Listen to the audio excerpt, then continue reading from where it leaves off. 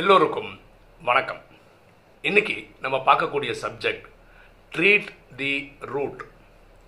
பிரச்சனையின் ஆழத்திற்கு சென்று தீர்வு காணுங்கள். ஒரு நபர் அவர் வீட்டில் முயல்களை வளர்க்குறார், ரேபிட்ஸை வளர்க்குறாரு. நிறைய ரேபிட்ஸ் இருக்கு.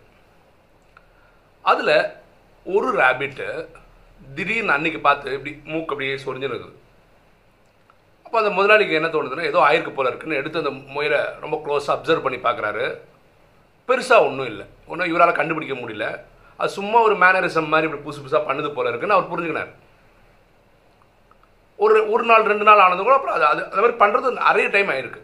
அப்போ ஏதோ ஒரு பிரச்சனை இருக்குது, இவரால் கண்டுபிடிக்க முடியலன்னு சொல்லிட்டு வெட்டினரி டாக்டர்கிட்ட கொண்டு போய் காட்டுறாரு. வெட்டினரி டாக்டரும் எக்ஸாமின் பண்ணி இதெல்லாம் ஒன்றும் இல்லை, ஆன்டிபயோட்டிக் கொடுப்போம், ஒரு வாரம் கொடுத்து பாருங்க என்ன ஆகுதுன்னு பார்ப்போம் அப்படின்னு சொல்லி டாக்டரும் மருந்து கொடுத்து அனுப்பிச்சிட்டார். இவர் ஒரு வாரம் அந்த டாக்டர் கொடுத்த அந்த மாத்திரைலாம் கொடுத்து பார்க்குறாரு. ஆனால் அந்த முயலுக்கு மூக்கு அப்படியே செவந்து போச்சு. அப்போது திருப்பி பயந்து கொண்டு போய் அதே டாக்டர்கிட்ட கொண்டு போகிறார். இப்போ டாக்டர் ரொம்ப தீவிரமாக பார்க்கும்போது என்ன கண்டுபிடிச்சாருன்னா, அந்த முயல் அந்த மரங்கள் இடையெல்லாம் விளையாடும்போது ஒரு சின்ன பூச்சி மூக்குக்குள்ளே போயிடுச்சு. அது உள்ளுக்குள்ளே போய் இப்போ முட்டை போட்டு அடுத்த அதை இனவருத்தி பண்ண போகுது, அந்த மாதிரி ஆகிப்போச்சு. அவர் ஆழமாக கண்டுபிடிச்சி என்ன பண்ணாருன்னா, அந்த இதை எடுத்து தூக்கி போட்டார். 2-3 நாளுக்கு அப்புறம் இந்த மருந்தெல்லாம் கொடுக்க ஆரம்பிக்கிறது. ரேபிட் பழையபடி ஆகிடுச்சு, இந்த மூக்கு சொரியறதெல்லாம் விட்டுடுச்சு. புரியுதுங்களா? நிறைய டைம் நம்ம வாழ்க்கையிலும் இப்படி தான் நடக்குது. அதாவது இந்த வெட்டினரி டாக்டர் வெறும் ஆன்டிபயோட்டிக் கொடுத்து ட்ரீட்மெண்ட் கொடுக்குற மாதிரி கொடுத்துட்ருக்கோம். ஆழமான பிரச்சனைக்கு தீர்வே காண மாட்டோம். இதையும் பார்த்தா நல்லது. ஒரு எக்ஸாம்பிள் பாருங்களேன். ஒருத்தர் குடிக்காரராக இருக்காருன்னு வச்சுக்கோங்களேன். அவருக்கே தெரியுது இந்த குடிப்பழக்கம் நல்லது இல்லை அப்படின்னு தெரியுது. ஆனால் அதுக்கு அவர் குடும்பத்தோட உதவியோட இவர் போய் அதை மாற்றுறதுக்காக ஒரு இடத்துக்கு போகிறாரு, ட்ரை பண்ணுறாரு. ஆனால் அவரால் அந்த குடிப்பழக்கத்தை விட முடியல. இதுக்கு முக்கியமான காரணம் என்னென்னா, அவர் சின்னதாக இருக்கும்போது இவங்க அப்பா தண்ணி அடிப்பார். குடிக்காரன் பையன் குடிக்காரனா தான் அவன். நிறைய பேர் சொல்ல சொல்ல சொல்ல அது நல்லா ஆழமாக மனசில் பதிஞ்சிச்சு. இவன் மனசில் என்ன தெரியுமா இருக்கு, எங்கள் அப்பாவாலே குடிப்பழக்கம் விட முடியல, நான் மட்டும் எப்படி விட்டுருவேன்? அவள் பிரச்சனை ஆழ் மனசில் இந்த எண்ணம் இருக்கிறது தான். என்னால் அதை விட முடியாது, என்னால் அதுலேருந்து வெளியே வர முடியாதுன்றதுனால தான் வெளியே இந்த ஆன்டிபயோட்டிக் கொடுக்குற மாதிரி ஏதோ முயற்சி பண்ணுறாங்க இந்த பழக்கத்தை விடுறதுக்கு. ஆனால் ஆழ் மனசில் இப்படி ரெக்கார்ட் ஆனதுனால குடிக்காரனாகவே இருந்துட்டு இருக்காரு. சில பேர் வாழ்க்கையில் டிவோர்ஸ் பண்ணிட்டாங்க, திருமணத்துலேருந்து பிரிஞ்சு வாழ்கிறாங்க. சரி, அடுத்ததாவது ஒரு நல்ல திருமண வாழ்க்கை நடக்கணும்னு சொல்லி ஒரு ஆணோ பெண்ணையோ பார்க்குறாங்கன்னு வச்சுக்கோங்களேன் திருமணத்துக்காக. அவங்க ஆழ் மனசில் என்ன இருக்குன்னா, அவங்க அப்பா அம்மா ஒருவேளை டிவோர்ஸ் பண்ணி இருந்திருப்பாங்கன்னு வச்சுக்கோங்களேன். நம்ம குடும்பத்தில் யாருக்குமே கல்யாணம் செட் ஆகாது, நம்ம குடும்பத்துக்கு ராசி இல்லை, திருமணன்றது ராசி இல்லை, அதனால தான் எல்லாரும் பிரிஞ்சு பிரிஞ்சு போகிறாங்க. இனி ஒன்று நான் பண்ணாலும் இது இப்படி தான் ஆக போகுது, இப்படி ஆழ் மனசில் இருக்கிறதுனால தான் அவங்களுக்கு 2-3 கல்யாணம் பண்ணால் கூட திருமணங்கள் நிலைக்கிறது இல்லை. பிரச்சனை ரிலேஷன்ஷிப்பில் இல்லை, அந்த ஆழ் மனசில் இருக்கிற இந்த எண்ணம் தான். சில பேர் பிஸ்னஸ் பண்ணணும் அதுக்குன்னு இன்வெஸ்ட்லாம் பண்ணுவாங்க. ஆனால் பிஸ்னஸ் ஆகா ஓகோன்னு போகிறதே கிடையாது. அது போகாததுக்கு காரணம் என்னென்னா, அவர் ஆழ் மனசில் இப்படி ஒரு சிந்தனை இருக்கும், நமக்கும் பிஸ்னஸ்க்கும் செட்டே ஆகாது, நம்ம குடும்பத்தில் எல்லாரும் வேலைக்கு தான் போயிருக்காங்க, நம்ம மட்டும் புதுசாக பிஸ்னஸ் வந்தால் பிஸ்னஸ் பண்ணுறது ஒரு கலை, அது சிலருக்கு தான் வரும், அது நம்மக்கிட்ட இல்லை அப்படின்னு நினைக்கிறாங்க. இப்படி எண்ணம் இருக்கிறவங்க வாழ்க்கையில் பிஸ்னஸில் சாதிக்கிறது கஷ்டம். இது ஒருத்தர் வேலைக்கே போகிறாருன்னு வச்சுப்போமே, அவருக்கு ப்ரமோஷன் கிடைக்கணும், அதுக்கு முயற்சி பண்ணுறாருன்னு வச்சுக்கோங்களேன். கண்டிப்பாக ப்ரொமோஷன் நல்லா ஒர்க் பண்ணி தான் கிடைக்கணும் இல்லையா? ஆனால் அவர் ஆழ் மனசில் என்னென்னா, நம்மளோட திறமையானவங்க நிறைய பேர் இருக்காங்க, இவங்களுக்கு எல்லாம் ப்ரொமோஷன் கிடைச்சி ஒருவேளை ப்ரொமோஷன் கொடுக்கறது வாய்ப்பு இருந்தால் நமக்கு கிடைக்கும்னு நினைக்கிறவங்களுக்கு நிறைய நாள் ப்ரொமோஷன் கிடைக்காம போயிடும். சரியா?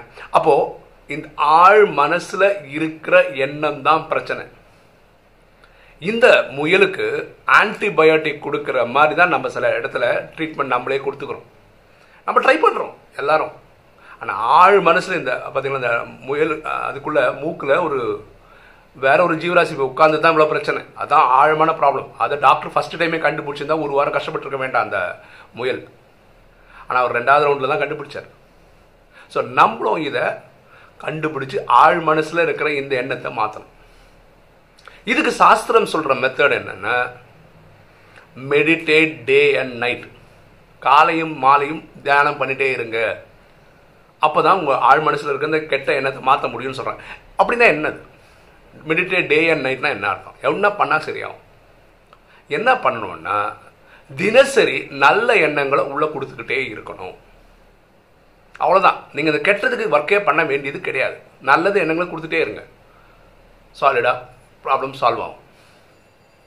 ஒரு எக்ஸாம்பிள் பாருங்களேன். ராஜயோகியோட வாழ்க்கை எப்படி ஆரம்பிக்குதுன்னா, 4:45 அமிர்த வேலைன்னு சொல்கிறோம். அந்த நேரம் இறைவனை நினைவு பண்ணுறாங்க.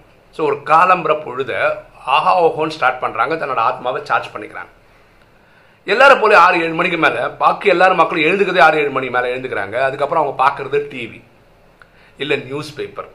அதில் விட்டு குத்து கொலை நாட்டில் நடக்கக்கூடிய கெட்ட சம்பவங்கள் தான் அதிகமாக உள்ளே வாங்கிக்க வேண்டி இருக்குது. அப்படி தான் இருக்குது சிஸ்டம். ஆனால் ராஜயோகிகள் பண்ணுற விஷயம் என்னென்னா, அவங்க இறைவன் கொடுக்குற ஸ்ரீமத் 4 பக்கத்துக்குள்ள கிளாஸஸ் வாணிகளை படிக்கிறாங்க, முரளியே படிக்கிறாங்க. அதில் பரமாத்மா நிறைய நல்ல நல்ல விஷயங்கள் அது வாங்கி வச்சுக்கிறாங்க. ஸோ ஒரு நாளை எப்படி ஸ்டார்ட் பண்ணுற மாதிரி, இறைவனை தொழுது, இறைவனை வணங்கி, இறைவனை நினைவு செய்து அப்படி ஆரம்பித்து நல்ல நல்ல விஷயங்களை படிக்கிறாங்க. அப்படி தான் அவங்க நாளை ஸ்டார்ட் பண்ணுறாங்க. முடிஞ்ச நிறைய ராஜயோகங்கள் பேப்பரே படிக்கிறது இல்லை. ஏன்னா கெட்ட சிந்தனை உள்ளே போக வேண்டாம். அப்படியே படித்தாலும் உள்ளே போகாத அளவுக்கு அவங்க மைண்ட் செட்டை வச்சுருக்கிறாங்க. பாருங்களா, எந்த ஒரு கெட்ட பழக்கத்தை விடணும்னா 3 கண்டிஷனுங்க. ஒரு கண்டிஷன், எந்த கெட்ட பழக்கத்தை விட போகிறோன்றது ஃபஸ்ட்டு. செகண்ட், அதை விடுறதுக்கான சயின்டிஃபிக் வழி தெரிஞ்சிருக்கணும். 3வது, ஆழ் மனசில் அவங்களுக்கே ஒரு எண்ணம் இருக்கணும், நான் அதை ஜெயிச்சு வரணும். இப்படிப்பட்டவங்களால தான் ஜெயிக்க முடியும். ஓகேவா? ஸோ இது ரொம்ப ஈஸியாக பண்ணுறதுக்கு ராஜயோகத்தில் ரொம்ப பியூட்டிஃபுல்லாக பரமாத்மா என்ன சொல்ல, பிரச்சனைக்கான காரணம் என்ன? ஒரே லைனில் சொல்கிறார், மாயை. மாயை என்றது நம்ம மனசில் தோன்றக்கூடிய கெட்ட தேவையில்லாத சிந்தனைகள். அவ்வளோதான். அது எந்த ரூபத்தில் வரும்னா, காமம், கோபம், அகங்காரம், பற்று, பேராசையில் வரும். ஸோ பிரச்சனை என்னன்னு டிஃபைன் பண்ணியாச்சு. இப்போ சொல்யூஷன் ஒன்றும் இல்லை. அங்கே டாக்டர் அதில் இருக்கிற மூக்கில் இருந்த அந்த ஜீவராசி எடுத்து விட்டுட்டார் இல்லையா? இங்கே சொல்யூஷன்றது மன்மனா பவ. தன்னை ஆத்மானு புரிந்து தந்தையாக சிவனை நினைவு செய்யும் போது ஆத்மா சார்ஜ் ஆகிடும். ஆத்மா சார்ஜ் ஆகும்போது இன்டெலெக்ட், புத்தின்னு சொல்கிறோம், அது பயங்கர பவர்ஃபுல் ஆகிடும். புத்தி பவர்ஃபுல்லாக இருக்கும்போது ஆத்மாவில் இருக்கிற மனசு கட்டுப்படும். ஆத்மாவில் இருக்க மனசு கட்டுப்படும் போது மனசுலேருந்து நல்ல தேவையான எண்ணங்கள் மட்டும்தான் உற்பத்தி ஆகும். கெட்டதும் தேவையில்லாதும் உற்பத்தி ஆகிறது கிடையாது. சத்தியுகத்திலையும் திரேதாயுகத்திலையும் 2500 வருஷம் மனசில் நல்ல தேவையான எண்ணங்கள் மட்டும்தான் உற்பத்தி ஆகியிருந்தது. அதனால தான் அவங்கள தேவதைகள்னு சொல்லியிருந்தோம். துவாபர கலியுகத்திலிருந்து தான் கெட்டதும் தேவையில்லாத எண்ணங்களும் உற்பத்தி ஆகிடுச்சு. 63 ஜென்மமாக நம்ம மாயோட ட்ராப்பில் இருந்திருக்கிறோம். இப்போ தான் அந்த வெளிச்சம் கிடச்சிருக்கு.